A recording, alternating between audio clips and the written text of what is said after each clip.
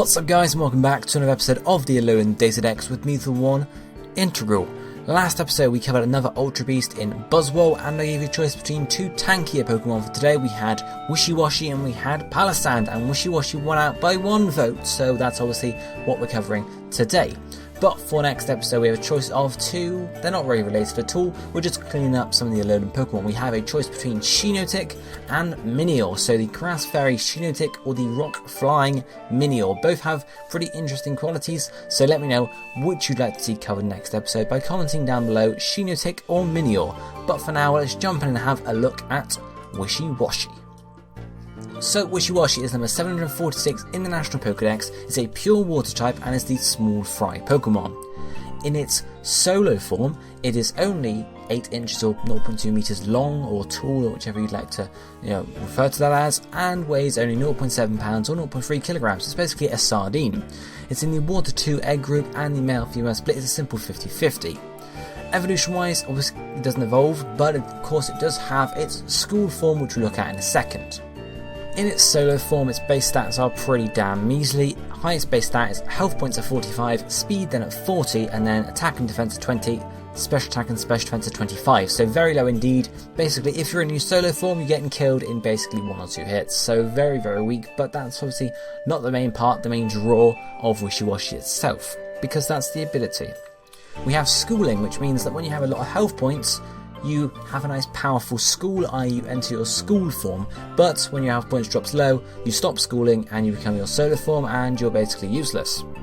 So let's look at that all important school form.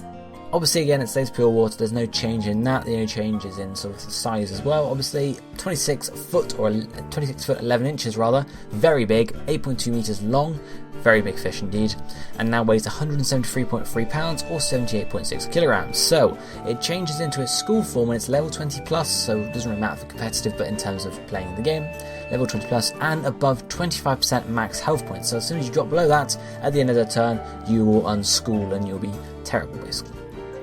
So the base stats, health points stay the same with Mega Evolution we had last generation and obviously this generation too. Health point stat does not change between forms, which is a disappointment because it could be very nice to do that, but stays the same. So your health points is your downside, but apart from that, speed is also 30, but you're not really wanting to be fast, I suppose. It would be nice, but it's not your main sort of thing you're going to do, because that's all of the rest of your stats. Attack and special attack are both 140 and defense is 130, with special defense being 135. So it's very powerful all around, apart from its speed and its health points. And obviously, basically whenever I refer to Wishiwashi from now on, I'm referring to the school form, because the solo form will do nothing. Once you drop below 25% health points, you're basically screwed. So that's that. So resistance wise, there are, as being pure water types, so really not much to say here. 4 resistances: fire, water, ice, steel. 2 weaknesses in grass and electric, and neutral from all the rest. Not the most powerful type, but more resistances than weaknesses, can't really complain too much. So the moves, what you might want to be using on Wishiwashi. So, a couple level up moves and then TMs. First level move is a level 17 Aqua Ring. Now this is something that can help you stay in your school form.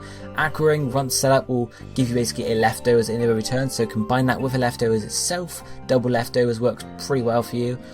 So it's definitely something you could think about using, especially if you're going for a bulky set. And obviously we'll see how this could be used later on.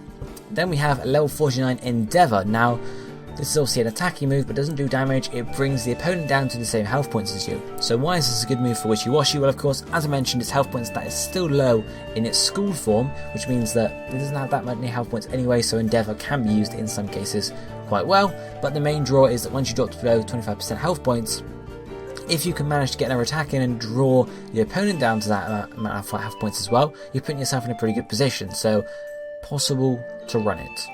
One final level move is Hydro Pump at level 54, very powerful water type move, basically what you want to be using for water stab, 110 base power, 80% health point, 80% accuracy rather, 80% health points, but yes, so your main stab. Then TM wise we have TM13 Ice Beam, working towards a special set there. Ice Beam, definitely something to think about running for those grass types. Then doubling the TM number, we have TM26 Earthquake, good coverage overall. Now switching to physical, you can run a mixed set for Wishiwashi, it's generally what I think you'd see anyway, but definitely something you're running anyway. Then TM44 we have Rest. Of course, combining with our next TM88, Sleep Talk. Rest, Sleep Talk works out pretty well. As soon as you see yourself dropping towards 25% health points, you can rest and then Sleep Talk until you get down to the same health points and then keep going again, and it can work out pretty well there. The final TM is then TM89 U-Turn. If in the cases that you do need to switch out, U-Turn can be good for a bit of pivot there, although not the most powerful move or the most effective move in terms of typing, can be used nicely to pivot in and not have to take so much damage. So that's it for the moves. If we then move on to look at the competitive sets for Wishiwashi, we're only looking at one here because it's fairly standard, but you could turn it, I mean it's fairly bulky already, but you could turn it full offensive if you really wanted to, which can sacrifice a lot of bulk. So there are a lot of options for this set.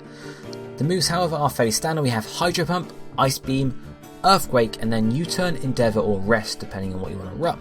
Schooling is of course the ability. We have a Quiet Nature, and the held item can be one of many choices. We have a Citrus Berry, an Iapapa Berry, a Chester Berry, a Choice Specs, a Leftovers, and an Assault Vest. So any of those can work out quite well. We'll go through them in a minute.